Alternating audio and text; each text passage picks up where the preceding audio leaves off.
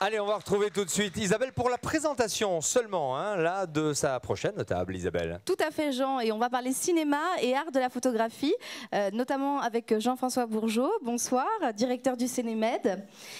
Jean-Marc Coufignal, PDG de Decipro, entre autres, vous allez nous expliquer ce que c'est que Decipro.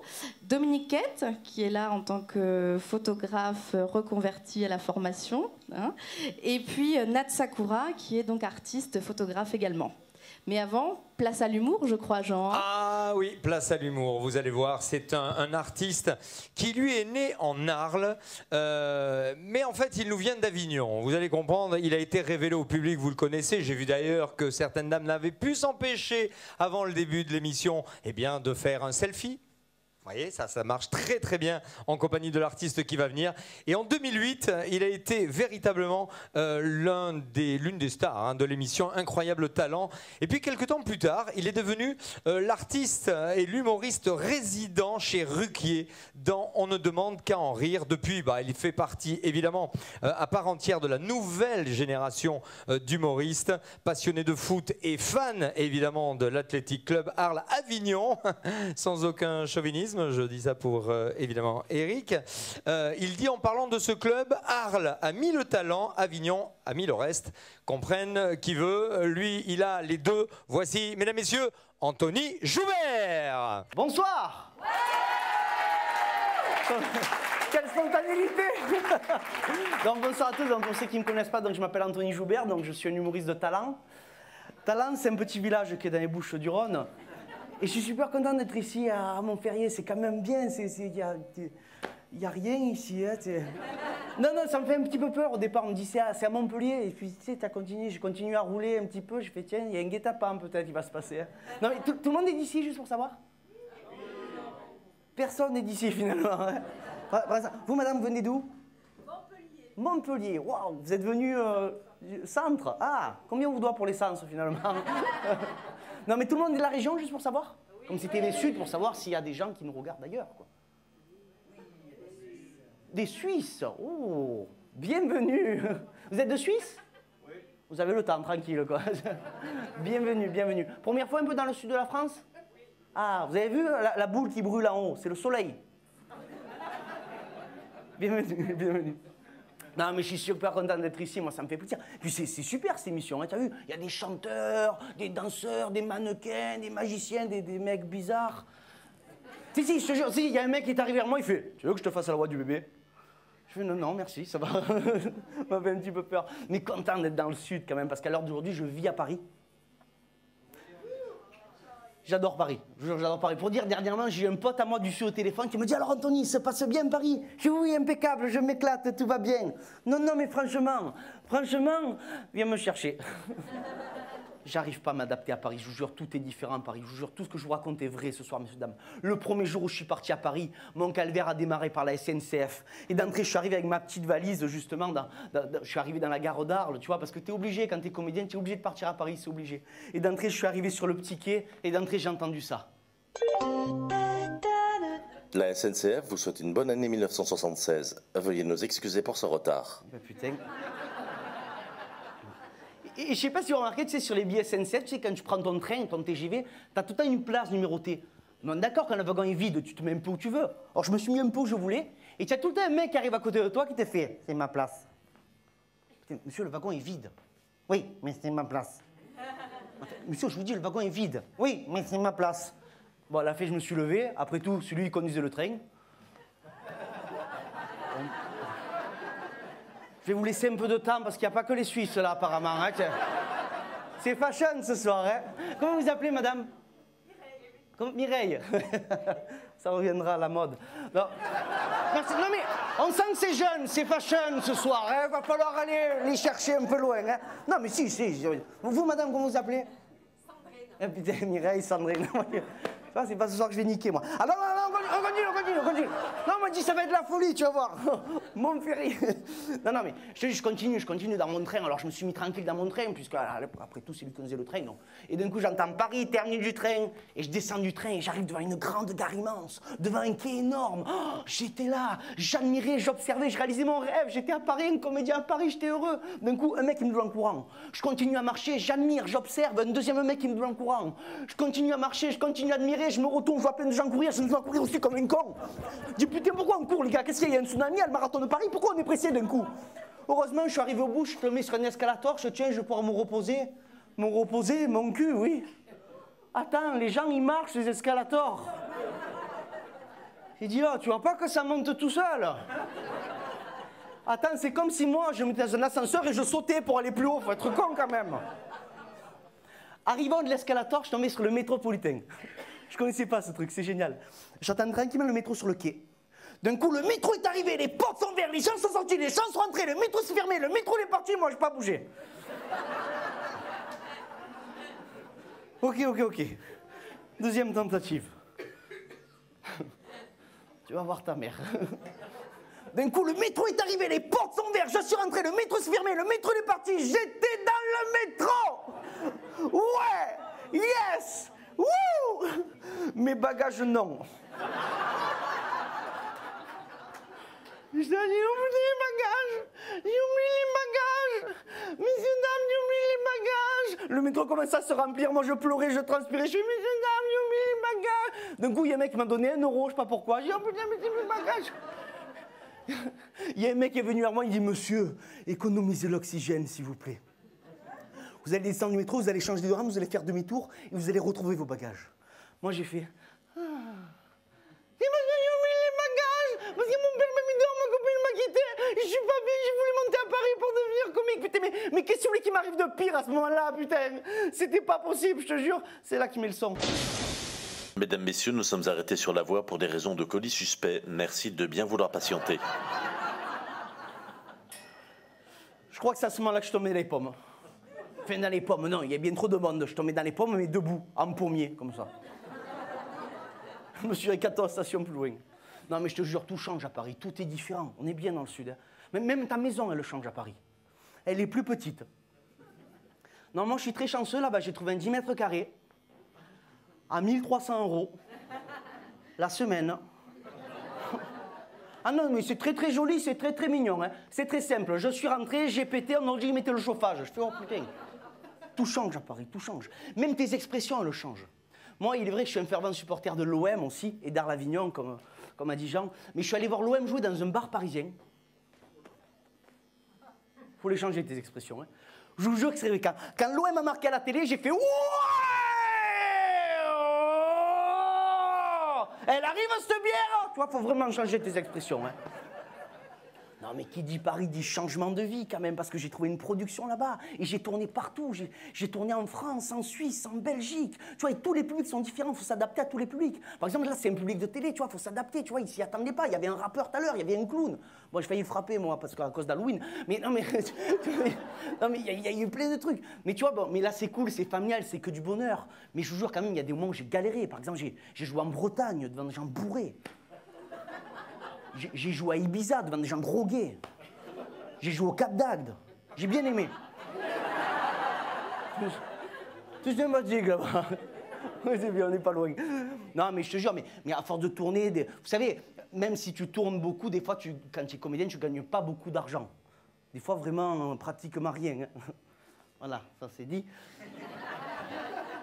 Non, mais d'ailleurs, on a de gros soucis avec nos banquiers. Hein. D'ailleurs, vous avez vu les banquiers? Au plus tu leur donnes de l'argent, au plus ils se font des grands sourires. Le mien, il sait même pas s'il a des dents. L'autre jour, on était dans une prise d'otage tous les deux. Oh, on n'était pas fiers. Hein. Moi, j'ai voulu déconner. J'ai fait...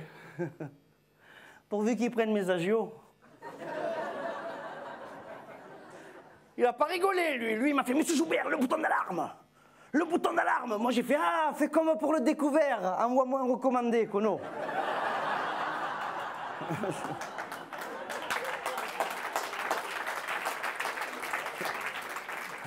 Non, mais tout change à Paris. Tout. Non, je ferai un arrêt sur image pour la profil Facebook. Tu mettras la pub en attendant. Non, mais c'est vrai, tout change. C'est génial, le comique, c'est un métier différent. Et c'est génial, moi j'adore ce métier. D'ailleurs, les scientifiques le disent eux-mêmes. Il est important de rigoler au moins 5 minutes par jour. Bien, vous voyez, moi je dis que c'est bien. Voilà. Non, mais c'est sympathique. Non, mais ce que je veux dire, c'est que nous avons de la chance d'être en France, vous voyez. Vous vous rendez compte si on était au Japon? Au Japon, ils font des pauses dans leur journée pour rire. Waouh! Des pauses dans leur journée pour rire, alors qu'en France, on est obligé de faire. Bon, les gars, on arrête de déconner, on bosse maintenant, hein. C'est comme ça. C'est comme ça.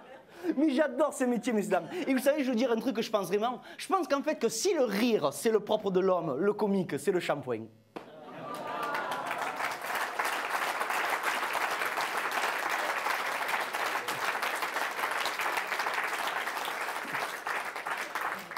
Et moi, je suis le petit Marseillais.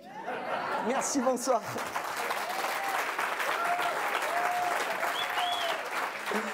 Mesdames, messieurs, je l'adore. Anthony Joubert est plus fort que ça. Hey, Merci. petit Marseillais. Tiens, Anthony, tu vas descendre et on va retrouver tout de suite Isabelle, Catherine avec ses invités et Anthony qui rejoint la table, bien sûr. Installez-vous là, Anthony. Bienvenue, Anthony, merci. Merci de me recevoir. Avec grand plaisir. Alors, vous avez, on va parler cinéma et puis ensuite numérique, mais vous avez eu une expérience dans le cinéma puisque vous avez tourné. Oui, allez-y. Vous avez tourné dans un film réalisé par Michael Youn. Ah, ça, je ne savais pas. Porno. Jackie Michel. Ça a bien marché, ça. D'accord. À qui on dit merci? Ah oui, là c'est tous les mecs font non, je regarde pas ça, chérie. Non, je... C'est un jeu sur Xbox One. Il sera content, Michael Youn, hein, que vous lui dites ça. Non, Michael Youn, oui, j'ai joué dans Vive la France, j'ai eu cet honneur et c'était un véritable plaisir de jouer justement cette réplique qui, on m'en parle encore à l'heure d'aujourd'hui quand on fait moi ça va, j'ai la clim. Et je vous rends le micro parce qu'on n'en a qu'un. Hein, l'invitation est lancée. On est deux bavards, on n'a qu'un micro, c'est pour ça. Mais merci en tout cas, je suis très heureux d'avoir un Marseillais à table, ou en tout cas un personnage de Marseillais. Il y a quelqu'un que j'aime beaucoup, qui incarne à lui tout seul le cinéma marseillais, c'est Robert Guédiguian. Robert Guédiguian, on a montré tous ses films à Cinémed depuis qu'il a fait Dernier été, c'était au début des années 80. Et c'est vrai que le cinéma français, de notre point de vue à nous, à Cinémed, le festival du cinéma méditerranéen de Montpellier, il est un peu trop parisien, un peu trop septentrional, on va dire, un peu du nord. Et c'est vrai que le centralisme aussi fait que les outils, les moyens, les productions de cinéma sont quand même très très concentré sur Paris et la région parisienne. Alors ça s'arrange un petit peu, et nous, notre boulot, c'est de montrer justement ce qui n'est pas seulement le cinéma français ou le cinéma américain, qui sont les deux cinémas dominants, mais de montrer effectivement qu'il existe d'autres cinémas dans la Méditerranée. Donc alors oui, alors sur le bilan rapidement, beaucoup de spectateurs, comme d'habitude, 75 000 spectateurs pour 215 films montrés, dont certains 2 fois. Des avant-premières, mais surtout le cœur du festival, c'est bien de montrer la production en dehors de ce cinéma dominant, c'est-à-dire ce que montrent les pays de la Méditerranée. 18 pays étaient représentés cette année, j'espère qu'il y en aura autant l'an prochain. On y arrive bientôt à l'an prochain. Alors les dates, ce sera le 24 octobre, 31 octobre. Je voudrais juste dire que Cinémed, c'est pas un endroit pour les intellos, c'est pas un endroit pour les cinéphiles torturés, c'est pour le grand public, c'est pour ça qu'il y a du monde d'ailleurs, mais on amène les gens à voir des choses qu'ils ne voient pas dans les tuyaux habituel. Est-ce que le numérique vous a permis de programmer différemment au Cinémed? Oui, enfin disons qu'il nous a obligés à programmer un petit peu différemment, et surtout, je crois qu'à chaque fois qu'une grande révolution technologique arrive, et là je parle sous le contrôle d'un vrai spécialiste du numérique, puisque lui il en a fait son métier, c'est qu'on s'émerveille pour ce que ça apporte, et on s'attriste, soit par la mélancolie, parce qu'on perd quelque chose. Chaque fois que quelque chose de nouveau arrive, c'est pour remplacer autre chose. Et aujourd'hui, vous avez autant de pros numériques que de nostalgiques du 35 mm, de ce qu'on appelle la pellicule, de l'argentique. Après, c'est des problèmes techniques. quand un film en 35 mm cassait, c'était facile. Hein. On prenait les deux bouts, on leur collait et ça repartait. Le public, il attendait 5-10 minutes. Quelquefois, il y a des pannes, on ne sait même pas d'où elle vient, la panne. C'est une technologie plus compliquée. Jean-Marc Coffignal, vous êtes d'accord avec cette analyse, cette observation? Alors vous, Jean-Marc Coffignal, vous êtes donc PDG de Decipro, qui est une entreprise qui se spécialise dans les installations numériques. Est-ce que en France, il y a encore des salles qui ne sont pas équipées en numérique? Alors, il y en a extrêmement peu, hormis les salles qui accueillent des festivals, qui sont souvent des théâtres ou des centres de congrès, qui ne sont pas équipés. Sinon, les salles d'exploitation sont pratiquement toutes équipées. Pour vous donner un exemple local, Prades-le-Lez. Oui. Donc, pour dire que même les salles vraiment à faible fréquentation sont à présent équipées. Sur les pays voisins, Espagne, Italie, Allemagne, Angleterre, c'est entre 40 et 60%. Et c'est le reflet de l'économie du pays, de l'état économique. L'Italie, par exemple, a quelques soucis. Je dirais aussi que quand même la France, qui soutient bien son cinéma, qui a un organisme qui s'appelle le CNC, a aidé et un petit peu subventionné les salles à s'équiper. Ce qui n'est pas vrai dans tous les autres pays. Ah non, mais en France, nous avons la deuxième cinématographie au monde, alors vous classez comme vous voulez, mais en termes de résultats, c'est-à-dire nous sommes second après les Américains, en France, on représente encore 45% de notre propre marché. C'est complètement exceptionnel. C'est dû, en effet, à l'organisation du Centre national du cinéma, qui est un système dans lequel une part de l'argent perçu au guichet de la salle revient aux distributeurs, qui revient aux producteurs, qui revient aux financiers qui ont mis l'argent au début. Donc c'est un système complètement mutualiste qui existe en France depuis 1946 et qui a un résultat vraiment, quand la loi est vertueuse, le résultat est exceptionnel. Et justement, en termes de numérique, on y revient. La qualité, pour vous, aujourd'hui, avec un petit peu de recul, est-ce que c'est plus fiable, moins fiable? Qu'est-ce que vous en pensez avec votre œil de spécialiste? Mon œil de spécialiste, c'est bien déjà l'électromécanique, donc la pellicule, c'est un héritage du 19e siècle. Il n'y en a pas beaucoup, à part la machine à coudre, la machine à vapeur et le cinéma pellicule. Il n'y avait pas grand-chose des technologies du 19e siècle. Donc la pellicule aura tenu 115 ans. Et donc, ce que je crois, c'est qu'il faut garder l'esthétique du cinéma.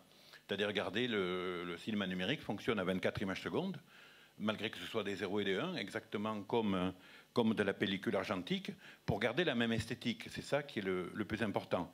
Quant aux différences qu'amène la technologie, il faut que les créateurs s'en emparent. C'est aux artistes de faire avec, puisque c'est complètement irréversible.